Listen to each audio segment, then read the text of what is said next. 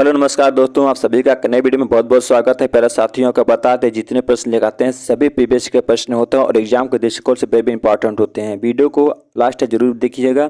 और आज आपको कराने वाले टॉप 20 ज्योग्राफी के क्वेश्चन जो सभी एग्जाम में पूछे हुए प्रश्न हैं। तो आइए शुरू करते हैं। क्वेश्चन नंबर 1 है, निम्नलिखित में से किस देश से होकर कर्क रेखा नहीं गुजरती है? जायरे, चीन, भारत और ये सभी तो इंपॉर्टेंट है, नोट कीजिएगा। तो ऑप्शन इसमें आपका ए राइट आंसर होगा, जायरे से होकर नहीं गुजरती है। चलिए अगला प्रश्न देखते हैं दोस्तों। अंतर्राष्ट्रीय दिनांक रेखा कहाँ से होकर गुजरती है? 180 डिग्री, 120 डिग्री, 270 डिग्री और 90 डिग्री। तो अंतर्राष्ट्रीय दिनांक रेखा कहाँ से होकर गुजरती है? वेरी इंपॉर्टेंट, इसको नोट जरूर कीजिएगा आप। तो ऑप्शन इसमें आपका ए राइट आंसर होगा, 180 डिग्री से होकर गुजरती है। चलिए अगला प्रश्न देखते हैं दोस्तों, वेरी इंपॉर्टेंट है। ग्रीनविच किस देश में है? वेरी इंपॉर्टेंट है, यूपीपी का पूछा हुआ प्रश्न है।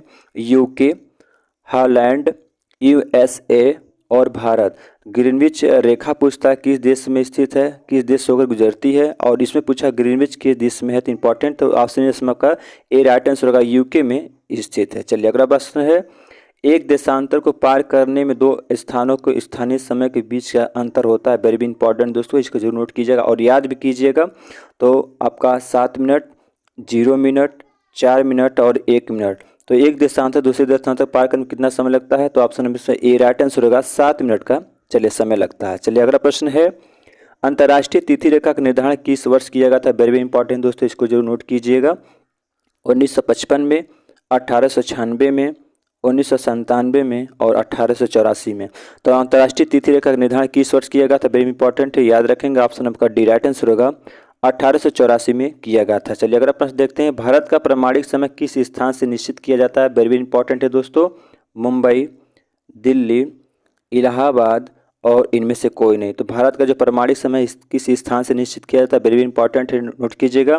तो ऑप्शन आपका सी राइट आंसर होगा, इलाहाबाद से निश्चित किया जाता है। चलिए अगला प्रश्न देखते हैं, भूपृष्ठ का कितना भाग अवसादी शैलों से ढका हुआ? वेरी इंपॉर्टेंट दोस्तों, तो भूपृष्ठ का कितना प्रतिशत भाग अवसादी शैलों से ढका हुआ है? 80%, 75%, 95% और 68%। तो ऑप्शन इसमें आपका बी राइट आंसर होगा, 75% से ढका हुआ। चलिए अगर प्रश्न देखते हैं, कोयला किस चट्टान में पाया जाता है? ये भी वेरी इंपॉर्टेंट है।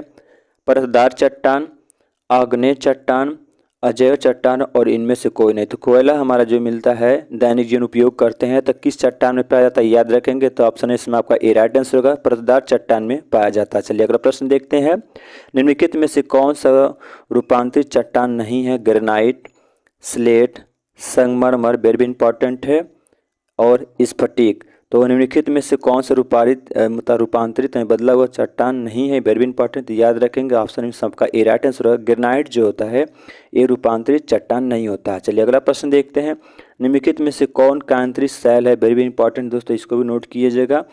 ग्रेनाइट, स्लेट, संगमरमर और स्फटिक। तो निम्नलिखित में कौन सा कायांतरिक शैल है? इंपॉर्टेंट है, तो ऑप्शन इसमें आपका सी राइट आंसर होगा, संगमरमर जो है कायांतरित शैल है। चलिए अगला प्रश्न देखते हैं, विश्व का सबसे ऊंचा पर्वत शिखर कहाँ स्थित है? वेरी इंपॉर्टेंट दोस्तों, कितने बच्चे कंफ्यूज होते हैं याद रखेंगे। जापान, नेपाल, चीन और भारत। तो विश्व में सबसे ऊंचा पर्वत शिखर कहाँ स्थित है? तो ऑप्शन इसमें आपका बी राइट आंसर होगा, नेपाल में स्थित है। कंफ्यूज बिल्कुल ना होइएगा। चलिए अगला प्रश्न देखते हैं, निम्नलिखित में कौन सी पर्वत श्रृंखला विश्व में सबसे बड़ी है? देखिए वेरी इंपॉर्टेंट दोस्तों, ये विश्व की बात करें, पर्वत श्रृंखला की बात कर रहा है।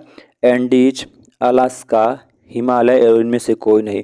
तो सबसे बड़ी पर्वत श्रृंखला कहाँ स्थित है? तो ऑप्शन इसमें का ये राइट आंसर होगा, एंडीज पर्वत श्रृंखला है। अगला प्रश्न है, संसार का सर्वाधिक सक्रिय ज्वालामुखी है?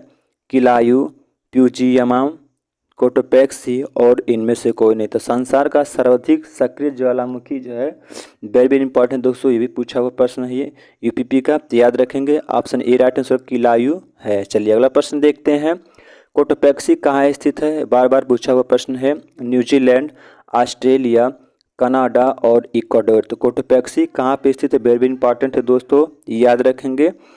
ये एग्जाम में पूछा हुआ प्रश्न है, एसएससी का भी पूछा हुआ प्रश्न है, तो ये आपके लिए वेरी इंपॉर्टेंट है। तो ऑप्शन इसमें आपका डी राइट आंसर होगा, इक्वाडोर में कोटोपैक्सी स्थित है। चलिए अगला प्रश्न देखते हैं, वायुमंडल में नाइट्रोजन की प्रतिशतता है, यानी वेरी इंपॉर्टेंट है, 30%, 80%, 78% और 50%। याद रखेंगे, जो वायुमंडल में नाइट्रोजन की कितने परसेंट उपस्थिति है याद रखेंगे। ऑप्शन आपका सी राइट आंसर होगा, 78% है।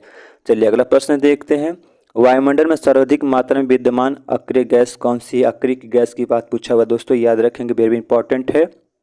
क्रिप्टॉन, हीलियम, आर्गन और नियान। तो वायुमंडल में सर्वाधिक मात्रा में विद्यमान अक्रिय गैस कौन सी है? Very important. तो ऑप्शन इसमें आपका सी राइट आंसर होगा, आर्गन जो है अक्रिय गैस है। अगला प्रश्न है, वायुमंडल में सर्वाधिक कौन सी गैस मिलती है? नाइट्रोजन, हाइड्रोजन, ऑक्सीजन और इनमें से कोई नहीं। तो आप भी जानते होंगे हमारे वायुमंडल में सबसे अधिक मात्रा में गैस कहाँ मिलती है, कौन सी गैस है, इंपॉर्टेंट है। तो ऑप्शन इसमें आपका ए राइट आंसर होगा, नाइट्रोजन जो है सबसे अधिक मात्रा में मिलती है। अगला प्रश्न है, वायुमंडल का सर्वाधिक स्थायी तत्व है नाइट्रोजन, जलवाष्म, ऑक्सीजन और इनमें से कोई नहीं। तो वायुमंडल का सर्वाधिक स्थायी तत्व की बात कर रहा है, तो याद रखेंगे ऑप्शन इसमें आपका बी राइट आंसर होगा, जलवाष्म जो है सर्वाधिक स्थायी तत्व है। चलिए अगला प्रश्न देखते हैं। लोएस पठार स्थित है, वेरी इंपॉर्टेंट दोस्तों, ये देखिए यूपीपी का पूछा हुआ प्रश्न है, एसएससी में भी पूछा है, एसएससी सीजीएल में भी पूछा प्रश्न, याद रखेंगे। लोएस का पठार कहाँ स्थित है? भारत, जापान, रूस और चीन।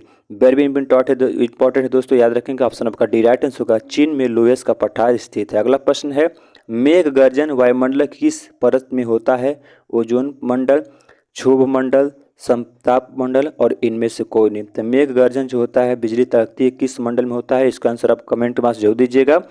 चैनल पर को प्लीज़ सब्सक्राइब कीजिएगा, वीडियो कैसा लगा कमेंट कीजिएगा। और इस तरह के वीडियो दोस्तों हम डेली लाते रहते हैं जो सभी एग्जाम के दृष्टिकोण से वेरी इंपॉर्टेंट होते हैं। चैनल पर प्लीज़ सब्सक्राइब कीजिएगा, सपोर्ट कीजिए दोस्तों। और इस तरह के वीडियो हम वही क्वेश्चन कराते हैं जो आपके एग्जाम में बार बार पूछा हुआ प्रश्न होता है। और thank you for full videos.